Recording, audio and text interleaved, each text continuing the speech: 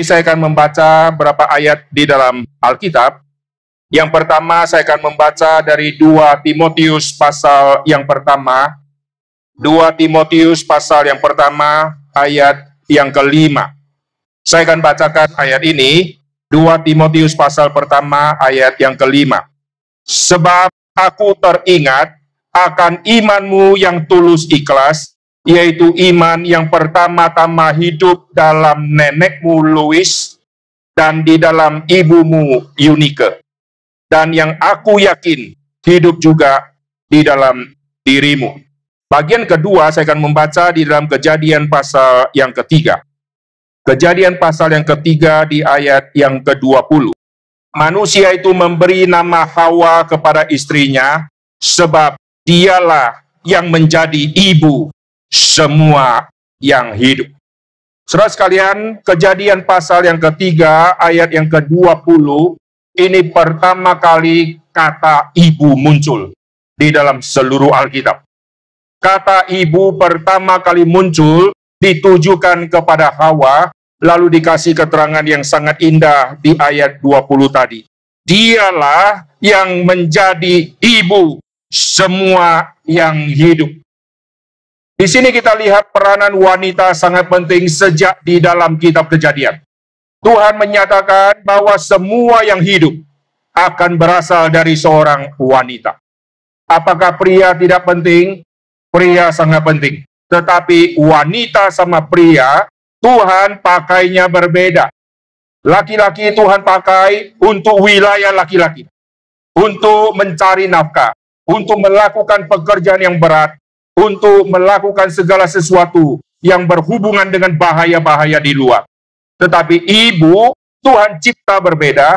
Tuhan cipta ibu mempunyai daya tahan yang luar biasa untuk bertahan di rumah sebagai ibu rumah tangga dan akan membesarkan anak-anak yang setiap hari dia akan lihat di rumah.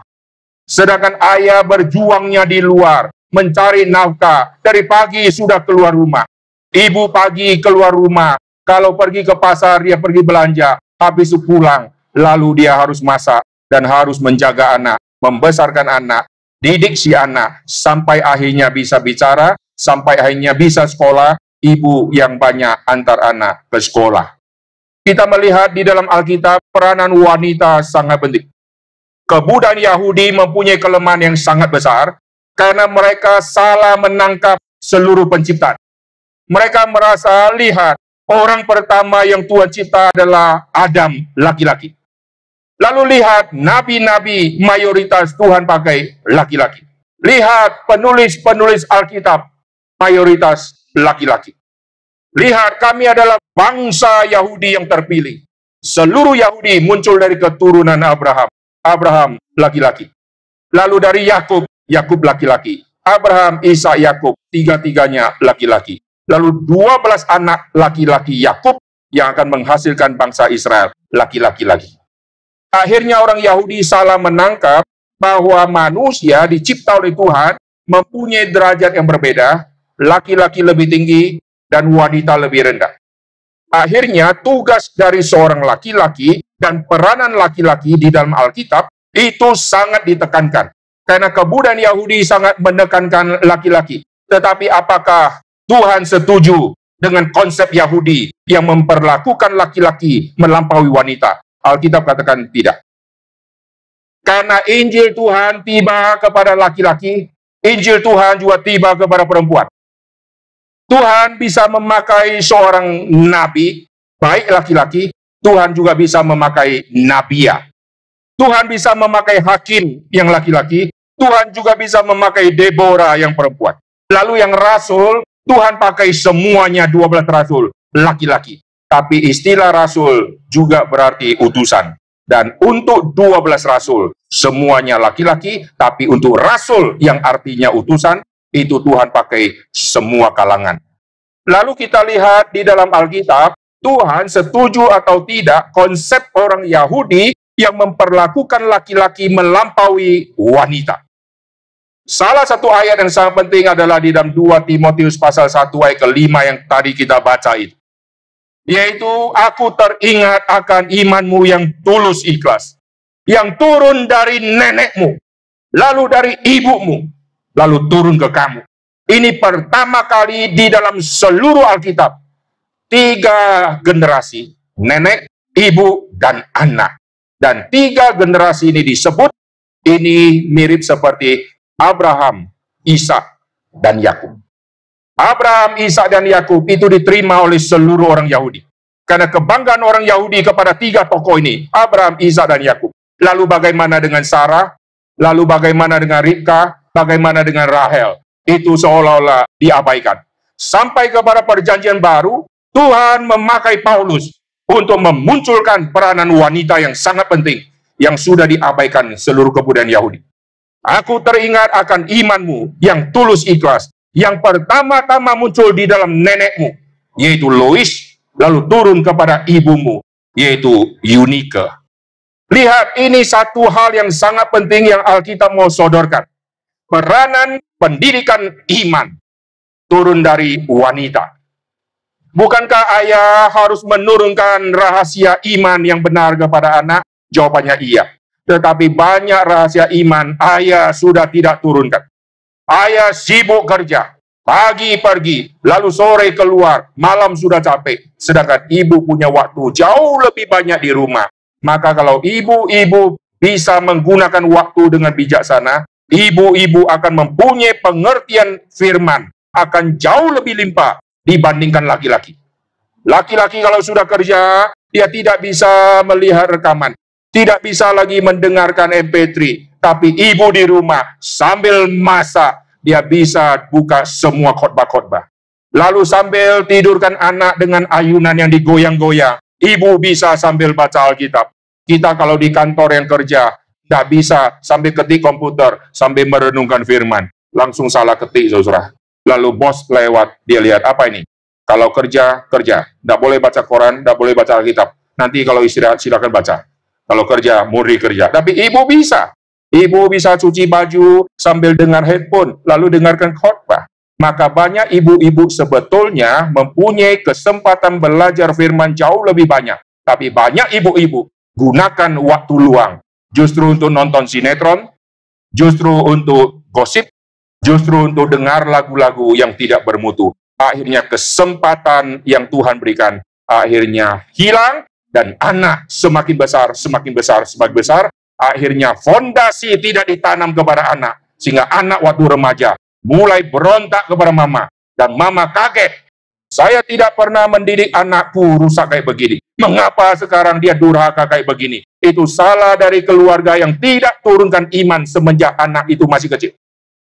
Semua tumbuh-tumbuhan yang kita tanam, bibitnya boleh bagus, tapi sejak dia bertunas, kalau kita tidak perhatikan pertumbuhan dia, maka setelah besar, dia akan bengkok. Pohon pinang itu batangnya sangat tegak lurus. Tapi waktu dari kecil ditanam, kita biarkan masih kecil, jangan terlalu keras. Dia mau belok kiri, nggak apa-apa, mau belok kanan, nggak apa-apa, biarkan saja. Batangnya mulai tambah keras, tambah besar, tambah besar. Setelah dia besar, saudara mau lurusin dia, sudah tidak bisa. Sejak dia kecil, kalau bengkok sedikit, cepat lurusin. Nanti waktu dia bertumbuh, tumbuhnya akan jadi bagus, sehingga tegak lurus. Kalau tidak, dia akan miring, tusuk ke rumah tetangga. Kunci pendidikan adalah dari kecil. Siapakah orang yang Tuhan pakai itu menurunkan iman kepada anak waktu anak itu masih kecil? Itulah mama, saudara. Alkitab memberikan satu rahasia yang sangat penting, yaitu bagaimanakah Musa yang akhirnya dibesarkan di istana Firaun, kenapa tidak terkontaminasi dengan seluruh ajaran-ajaran yang ada di Mesir? Mengapa dia tidak tertarik dengan ilah-ilah Mesir? Bukankah dari kecil sudah tinggal di istana? Mengapa dia tidak tertarik dengan semua kemegahan emas yang ada di Mesir? Istana yang begitu megah, lalu dunia istana yang begitu menggiurkan, dan posisi di dalam kerajaan yang begitu menguntungkan. Dia tidak menginginkan hal itu. Dan dia melihat saudaranya sedang di dalam penyiksaan perbudakan. Orang yang kayak begini, rahasianya ada di mana? Apakah selama di istana Mesir, dia dapat pelajaran agama Yahudi? Tidak ada sekolah di Mesir yang belajar agama Yahudi. Dan tidak ada kesempatan dia bisa belajar dari rabi manapun di Mesir. Di Mesir ada ahli sihir. Di Mesir semua ilah-ilah begitu mengerikan. Lalu dia mau tanya tentang iman kepada siapa? Semua penyembah berhala. Tetapi rahasianya Alkitab katakan, itu sejak dia masih kecil, waktu dia dihanyutkan, masuk dalam keranjang, lalu akhirnya jatuh ke tangan putri Firaun, dan Miriam mengusulkan, maukah saya carikan inang yang menyusui anak ini? Miriam adalah kakaknya Musa, inang penyusui akan nyusui itu adalah mamanya Musa. Satu keluarga, saudara. Lalu Musa yang masih kecil, akhirnya disusui oleh mama. Lalu mama susui anak, mama digaji. Seluruh dunia tidak pernah ada ini. Serah susuin anak, tidak pernah ada orang mau gaji, saudara. Lalu yang gaji adalah dari kerajaan. Pasti uangnya sangat besar. Dan saat itulah, mama dari Musa menurunkan semua ajaran firman yang terpenting. Di dalam tradisi Yahudi, seorang bayi yang menyusui, dia akan lepas dari ASI kira-kira umur 3 sampai maksimal 4 tahun. Itu namanya cerai susu. Maka sejak mama menggendong si anak, mama tahu suatu saat kita akan berpisah. Maka itulah saatnya mama dari Musa turunkan semua iman yang sejati. Sehingga dari umur 1, umur 2, umur 3, lalu sebelum cerai susu, Musa dari kecil sudah mendapatkan semua wasiat-wasiat iman yang luar biasa. Karena perjumpaan dia dengan mama sangat singkat saat mama menyusui. Lalu orang kedua yang sangat penting di Alkitab adalah Samuel. Samuel waktu sudah cerai susu, dia ditaruh di Shilo, lalu dibesarkan oleh Imam Eli yang rusak dan 2 anaknya yang rusak. Kenapa Samuel tidak rusak? Kenapa Samuel tidak ikut memakan makanan hasil korban itu? Kenapa dia tidak ikut rusak seperti anak-anak Imam Eli? Ada apa di balik Samuel ini? Ternyata kita lihat di Alkitab, waktu dia masih kecil, Hana menyusui dia. Waktu Hana menyusui dia, Hana tahu sampai cerai susu, aku akan hantar engkau ke rumah Tuhan, dan kita akan berpisah. Dan saat itulah, Hana turunkan semua rahasia iman kepada si Samuel. Maka di perjanjian lama kita melihat ada 2 tokoh yang sangat penting, yang dipengaruhi oleh si mama. Yaitu Musa, lalu yaitu Samuel. Orang zaman sekarang tidak mau lihat prinsip Alkitab, lalu besarkan anak dengan cara dunia. Anak 2 dia repot, dia kasih pembantu, lalu anak dijaga oleh pembantu. Anak 2, pembantu 4. Akhirnya kita kaget, anak kita sudah SD, kenapa suka lagu dangdut? Karena dari kecil, pembantu kasih lagu dangdut. Kita sudah kehilangan masa keemasan, yaitu masa si anak masih kanak-kanak. Anak kalau dari kanak-kanak sudah dididik dengan baik, nanti dia sudah besar, sudah tidak bisa digoncangkan. Seluruh kebudayaan Yahudi, mereka masukkan anak-anak kecil sejak umur 5 untuk belajar Taurat. Maka setelah umur 12, anak-anak Yahudi dianggap sudah dewasa. Saudara coba pergi ke Israel, coba goncangkan satu anak Yahudi. Dia akan senyum-senyum. Saudara sudah tidak bisa goncangkan dia. Dia sudah seperti pohon pinang yang tegak lurus. Karena dari kecil sudah ditanamkan fondasi. Dan celakanya mereka pegang ajaran Yahudi yang menolak Kristus. Itu salahnya.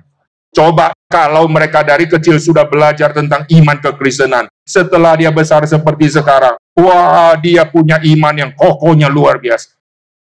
Anak-anak sekarang di sekolah minggu, orang tua tidak peduli. Lu dengar khotbah apa, anda peduli. Pokoknya lu pulang bisa nyanyi, mama sudah senang. Lalu ada stiker, oh berarti engkau sungguh-sungguh hadir di sekolah minggu, tidak bolos. Ini bukti stiker. Lalu setiap tahun ditempel, lalu diumumkan juaranya siapa. Orang tua kehilangan masa pendidikan. Nah sekarang kita kembali, kita lihat peranan dari seorang ibu. Untuk seorang ibu besarkan anak, maka Tuhan kasih ibu 2 cairan yang sangat penting, yang laki-laki tidak punya. Cairan pertama yang Tuhan kasih kepada seorang ibu adalah air ketuban. Air ketuban itu adalah cairan ajaib Untuk apa? Untuk memproteksi seorang bayi di dalam perut si mama. Tuhan pakai mama, tapi Tuhan ikut terlibat andil di dalam menjaga seorang anak. Mestinya saudara harus libatkan Tuhan membesarkan anak di dalam iman yang sejati. Kita bisa lahirkan anak, kalau tidak Tuhan campur tangan, anak kita udah pasti mati dalam kandungan. Air pertama yang Tuhan kasih kepada wanita yang tidak ada di laki-laki itu adalah air ketuban. Air ketuban itu semacam air bening yang warnanya kuning, yang dari ibu yang hasilkan. Lalu nanti si janin makin lama, makin agak besar, nanti si janin akan minum air ketuban itu, dan dia akan kencing.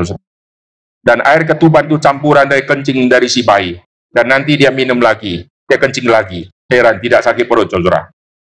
Dan air ketuban mengandung zat antibodi. Sehingga bayi di dalam kandungan tidak gampang terinfeksi. Saudara bayangkan, Tuhan proteksi bayi dengan antibodi, dengan cairan yang mengandung rahasia yang begitu dalam. Dan bayi bisa leluasa gerak. Kalau mamanya perutnya kejeduk pintu, bayinya cuma goyang-goyang di dalam. Dan air ketuban itu seperti pelumas. Kalau tidak ada air ketuban, maka jari, tangan, kaki, semua akan nempel, saudara. Air ketuban itu kayak pelumas, sehingga otot-otot, gerakan tubuh bisa leluasa. Dan anak seperti di ruang hampa udara, gerak-gerak, terbang-terbang di dalam, goyang-goyang, jungkil balik di dalam. Itu air misterius yang Tuhan kasih kepada seorang ibu. Maka seorang ibu mempunyai cinta kasih kepada anak jauh lebih besar daripada seorang ayah. Karena ibu merasakan setiap gerakan dari si bayi, ke kiri, ke kanan, ke atas, ke bawah, dia rasakan terus tendangan dari si anak yang membuat mama sakit. Ibu tahan. Bayangkan seorang bayi diam kandungan, terus tendang perutnya mama. Mama tahan, saudara. Mama dipukul dari luar sama suami yang galak. Mama dipukul dari dalam oleh anak yang tendang-tendang, saudara. Wah, itu menyakitkan sebetulnya. Dari luar disiksa oleh suami. Dari dalam anak tendang. Tapi mama Tuhan kasih kekuatan untuk menahan. Bayi ini, aku harus jaga baik-baik. Aku harus lahirkan dia dengan selamat. Dan aku tidak boleh marah dia waktu dia tendang. Justru dia tendang, membuktikan dia masih hidup. Kalau tidak tendang, kita langsung ngomong, tendang lagi, tendang lagi, tendang lagi. Untuk kasih kode, mama tahu kau masih hidup. Kalau bayinya tendang, mama bilang, kamsia, bayinya tidur lagi. Air ketuban itu adalah air pertama yang misterius, yang ajaib. Untuk apa? Untuk menjaga seorang anak, supaya lahirnya baik, dan pertumbuhannya jadi normal. Semua Tuhan jaga dengan luar biasa. Ini tidak mungkin dimiliki oleh laki-laki. Dan air ketuban itu adalah air yang Tuhan kasih supaya suhu dari bayi itu, janin di dalam, suhunya bisa pas. Tidak terlalu dingin, tidak terlalu panas. Dan ademnya bisa pas, saudara. Wah, itu pakai penghangat model apa? Tidak pernah bisa ditemukan, saudara. Itu ajaib. Kalau bayi di dalam kedinginan, wah, dia menggigil, mati di dalam. Kalau kepanasan, dia kipas-kipas di dalam, saudara. Dan air itu bisa pas untuk dia, sehingga dia nyaman di dalam. Lalu waktu dia lahir, Tuhan kasih air susu ibu, yang hangatnya juga pas. Saya tidak pernah lihat bayi minum ASI, lalu kepanasan, tidak ada itu, saudara. Lalu bayi minum air ASI, nggak mau, karena tahu dingin, baru keluar dari kulkas. Tidak ada itu. Seluruh ibu, seluruh dunia, air ASI yang dihasilkan, hangatnya pas untuk bayi.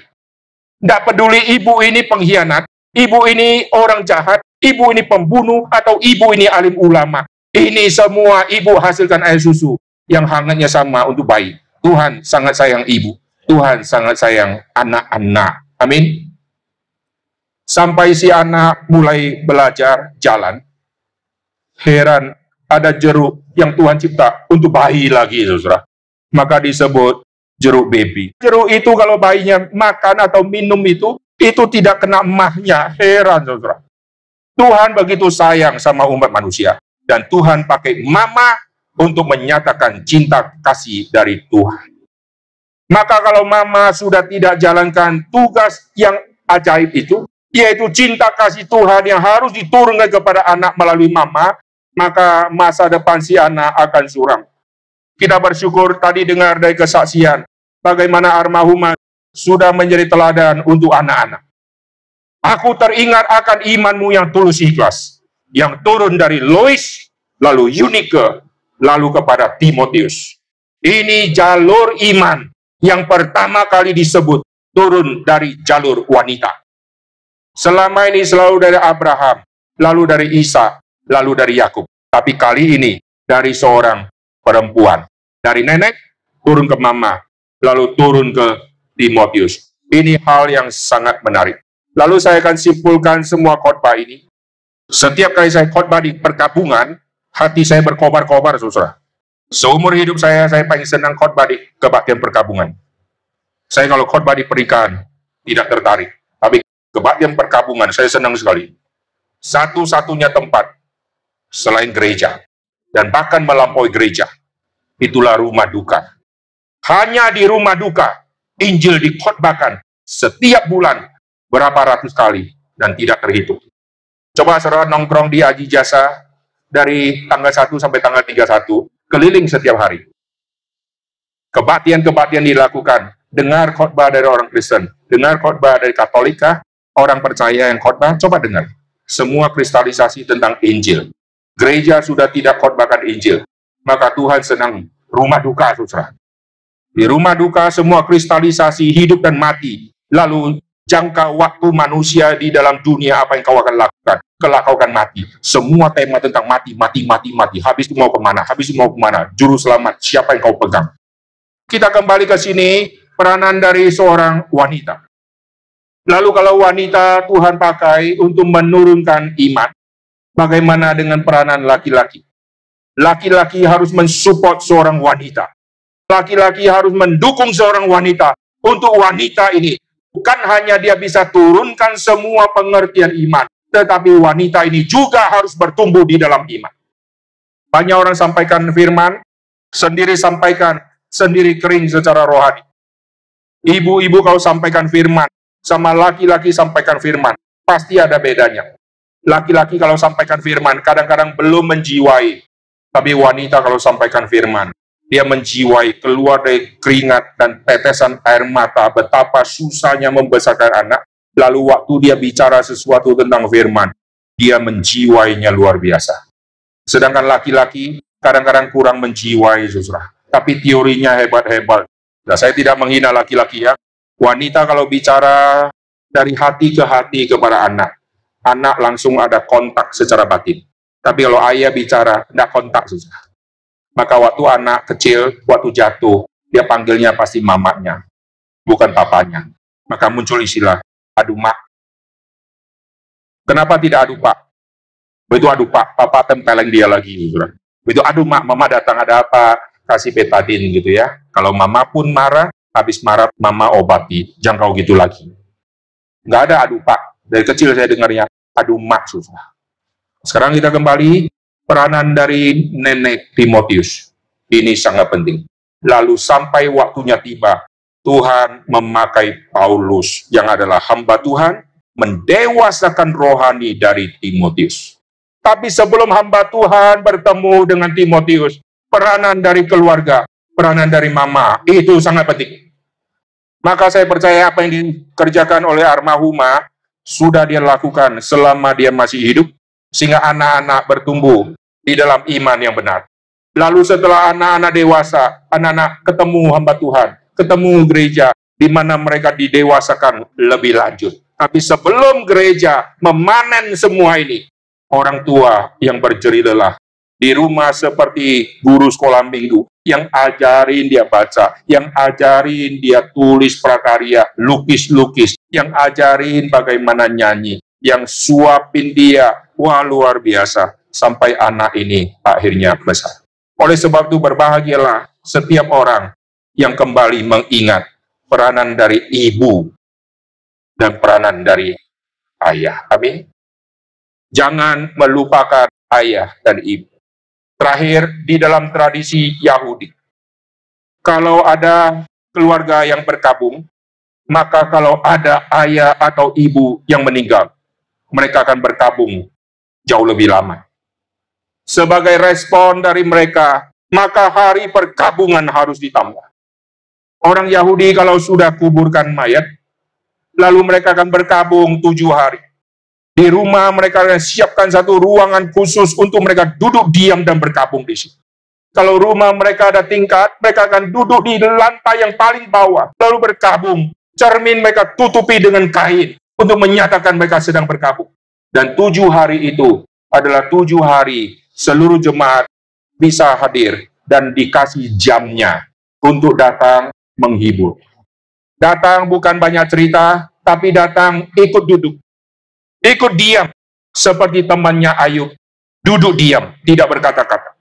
Orang Yahudi punya tradisi seperti itu, jam sekian sampai jam sekian, nanti ada teman datang. Lalu mereka siapkan makanan, lalu menghibur orang yang sedang berduka. Nanti diganti lagi, ada jemaat yang lain ikut menghibur. Setelah 7 hari berlalu, mereka akan jalankan lagi untuk 1 bulan. Mereka akan berkabung luar biasa sebagai satu ucapan simpati dan empati, satu duka cita yang begitu mendalam. Lalu kalau mama atau papa yang meninggal, mereka akan tambah kedukaannya, kira-kira tambah 11 bulan. Mereka akan sedih luar biasa, dan mereka akan terus ingat kebaikan dari mama, kebaikan dari papanya mereka. Nah, ini satu tradisi yang luar biasa, yang sampai hari ini orang Yahudi sangat menghormati ayah dan ibu, karena ada di dalam 10 hukum. Kita bersyukur hari ini, meskipun banyak anggota keluarga, ada yang tidak bisa pulang, bukan karena mereka tidak mau pulang, tapi karena tidak bisa pulang dalam kondisi seperti ini. Dan semua keluarga sudah siap untuk lihat live streaming ini. Kita bersyukur mereka yang tidak hadir secara fisik di sini, tapi mereka hadir secara iman dan secara yang tidak terlihat. Dan ini semua sukacita bersama, sama-sama menyaksikan bagaimana almarhumah yang sudah hidup membesarkan anak, sampai akhirnya Tuhan hapus semua sakit dan tangisan dan air mata. Dan sekarang dia sudah ada di tempat yang begitu indah, dia sudah tidak rasakan sakit lagi. Amin. Maka kalau kita tahu mama sudah tidak rasakan sakit lagi, maka duka cita kita berubah menjadi sukacita. Siapa yang bisa sembuhkan kanker yang sudah menjalar?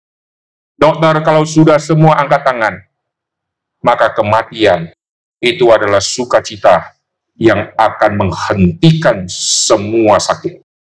Tetapi kalau hidup tidak ada jaminan keselamatan, kematian itu menjadi kecelakaan besar. Kalau sudah ada jaminan keselamatan, kematian itu menjadi sukacita besar, karena itulah caranya Tuhan menghentikan semua sakit. Dan kita bersama dengan Tuhan selama-lamanya. Hari ini almarhumah sudah tidak menderita. Hari ini almarhumah sudah bersama-sama dengan Tuhan. Tuhan rubah duka cita kita menjadi sukacita. Mari kita berdoa. Bapa dalam surga, kami berterima kasih untuk firman Tuhan yang sudah kami dengarkan. Kami bersyukur untuk pertolongan Tuhan. Kami yang waktu masih kecil, Tuhan berikan ayah, Tuhan berikan ibu, untuk menuntun setiap kami, untuk menjaga setiap kami. Dan sampai akhirnya kami mengerti jalan keselamatan, sampai akhirnya kami bisa dewasa rohani. Tuhan mempertemukan kami dengan hamba-hamba Tuhan. Tuhan mempertemukan kami dengan orang-orang yang Tuhan pakai untuk mendewasakan rohani kami, sehingga kami bisa menjadi seperti sekarang ini. Terima kasih ya Tuhan, kami berdoa untuk anggota keluarga yang mungkin masih belum mempunyai jaminan keselamatan. Tuhan berbelas kasihan. Tuhan yang memberikan damai. Tuhan yang memberikan jalan keluar kepada pergumulan hidup mereka di dalam mencari jalan keselamatan. Karena tidak ada keselamatan yang ada di dunia ini selain di dalam Tuhan Yesus Kristus. Biar kelak anggota keluarga pun satu persatu bisa menerima iman yang dimiliki oleh almarhumah, iman yang turun juga ke anak, dan iman yang kami percaya akan turun ke semua anak cucu cicit.